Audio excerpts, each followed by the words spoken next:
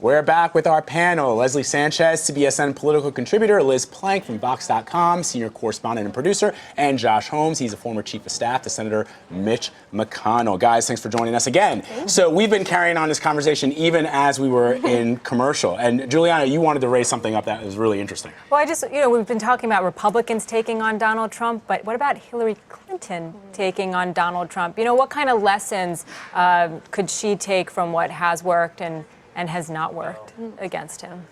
I mean, I think Hillary Clinton's campaign has underestimated Trump just as much as everyone else. I think now they're already preparing for what that. Yeah. I mean, I actually had conversations with the Clinton campaign months ago, and I was like, "Do you want it to be Trump?" Because at that point, we were seeing Trump as someone who would help the Democratic Party because he's such a wacky candidate. Right. And now it's the narrative is shaping up to be a little bit different.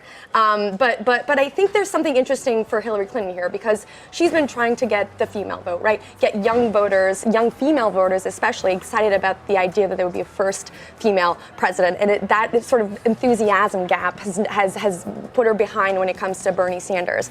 Trump might be the key to her getting enthusiasm, especially with women, with a candidate who calls women fat pigs, right, and who goes after female anchors with period jokes, and the Howard Stern tapes. I mean, there's probably so much Oppo research happening right now with more and more that we don't even remember, we haven't uncovered yet.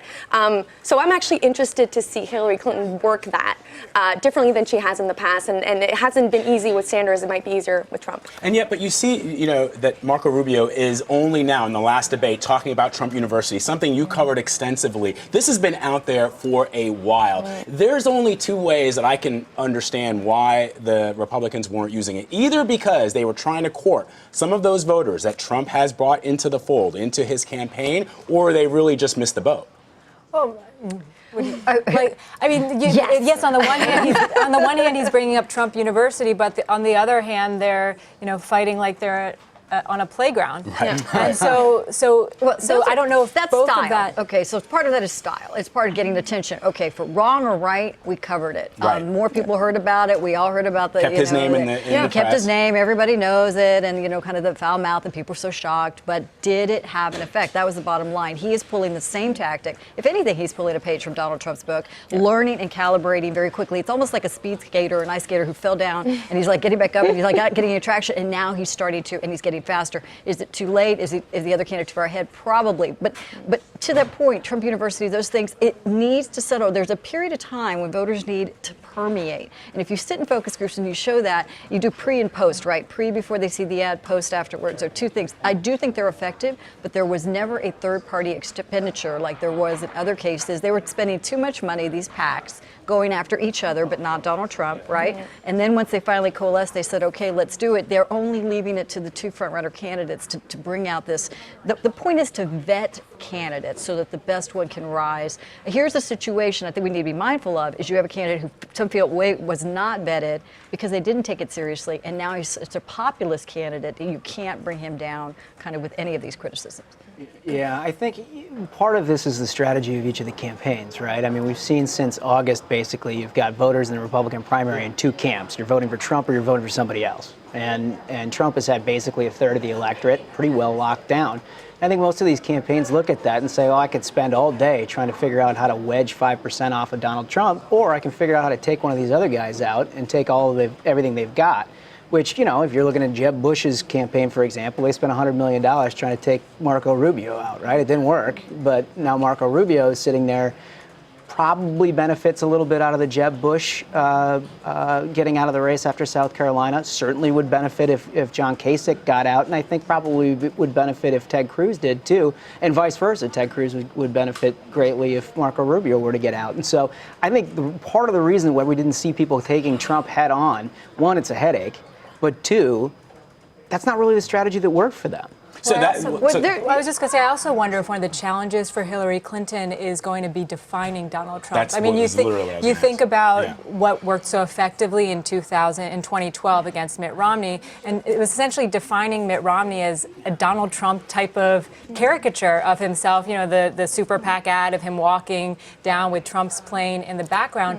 But is it possible to redefine Donald Trump at this point with so much of his support already baked in, it seems like. Right, a massive populist tsunami coming forward, and they think they can put out a few sandbags and that they've got this covered. That is not the case. I think ask any of the previous GOP candidates how they feel about that. It's really true. It's a phenomenon you don't see very often. You cannot underestimate it, and it is not. It is on style. This is leadership style. This is not policy. This is against Washington, and she is Washington. Yeah. She's for the same reason that she had to spend so much in resources against Bernie Sanders. This is this is Bernie Sanders on steroids.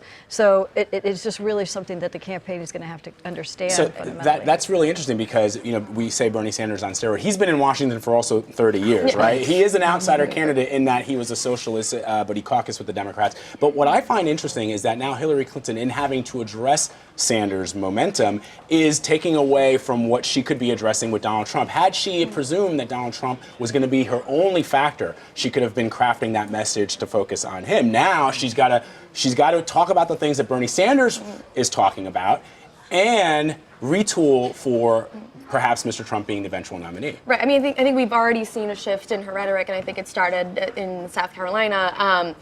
She hasn't even mentioned Bernie Sanders by name. she's kind of referencing him, but mostly focused on Trump. And even when she doesn't talk directly to Trump, she's talking about walls. She's talking about dividing America.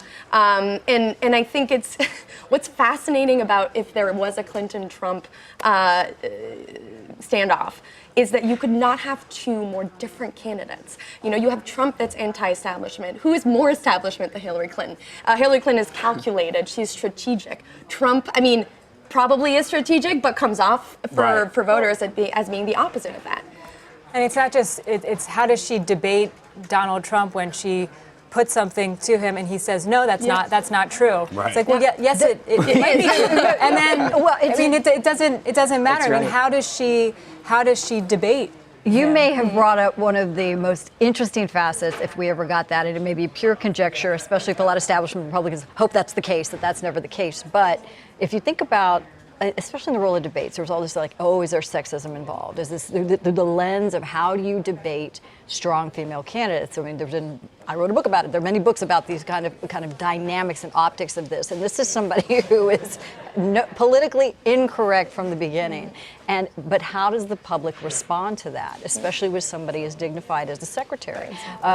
It could go both ways. He did it against Carly Fiorina, and you kind of saw some of that pushback and cringeworthy, but they both calibrate very fast. It's a dynamic I don't think anybody could anticipate. The week he made comments about Carly Fiorina's face, it was actually her best week in terms of polling and in terms of her campaign. So but it gave her a little bump. It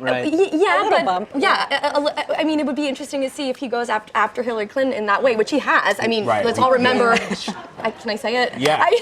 All day schlonged. I didn't know it was that.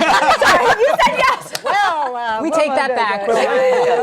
His attack against Hillary Clinton. 10 seconds on this. Definitely, had some gender specific. So, sorry. Yeah, no, but that's an interesting question, and it's something that we want to talk about. You guys are going to stick around. We're going to take a quick break. You're going to continue to follow us all day long because this is your place to talk about all things political.